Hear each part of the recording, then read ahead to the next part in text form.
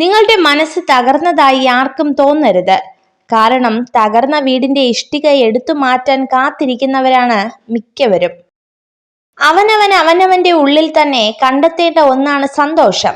അല്പം ശ്രമകരമായ കാര്യമാണെങ്കിലും അത് വേറെ എവിടെയെങ്കിലും കണ്ടെത്തുക എന്നത് തികച്ചും അസാധ്യമായ കാര്യവുമാണ്.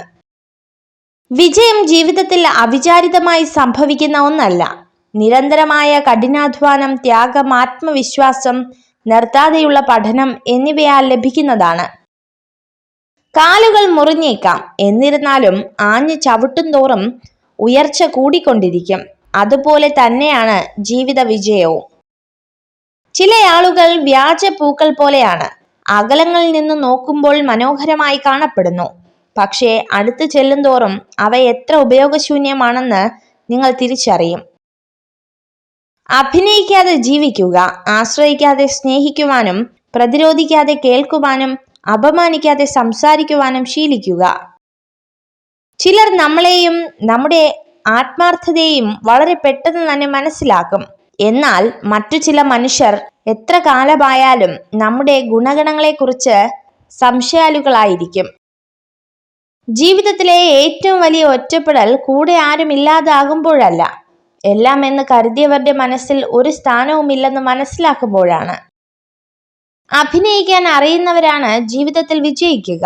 സ്നേഹിക്കാൻ അറിയുന്നവർ തോറ്റുപോയിട്ടേ ഉള്ളൂ.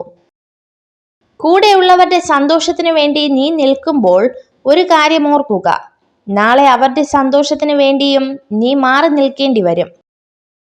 മുഖങ്ങൾക്കിടയിലുള്ള മുഖംമൂടികൾ തിരിച്ചറിഞ്ഞിട്ടും അറിയാത്ത ഭാവത്തിൽ ഒരു പുഞ്ചിരിയോടെ നിൽക്കാൻ കഴിയുന്നുണ്ടെങ്കിൽ അത് നിന്റെ വിജയമാണ്.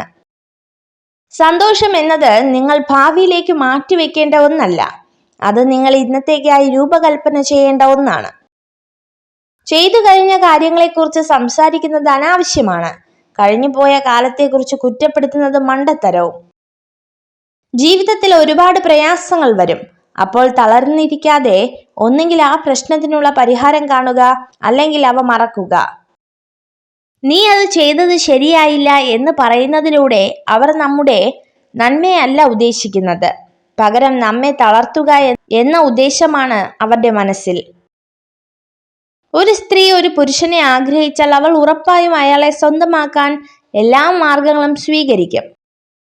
ജീവിതത്തിൽ ഒരുപാട് സൗന്ദര്യമുള്ള മുഖങ്ങൾ കാണും, പക്ഷെ നാം തിരഞ്ഞെടുക്കേണ്ടത് നല്ല മനസ്സിന്റെ ഉടമകളെയാണ്. നിങ്ങൾ ഈ വീഡിയോ കണ്ടതിന് നന്ദി. ഇതുപോലുള്ള കൂടുതൽ വീഡിയോകൾക്കായി ചാനൽ സബ്സ്ക്രൈബ് ചെയ്യൂ.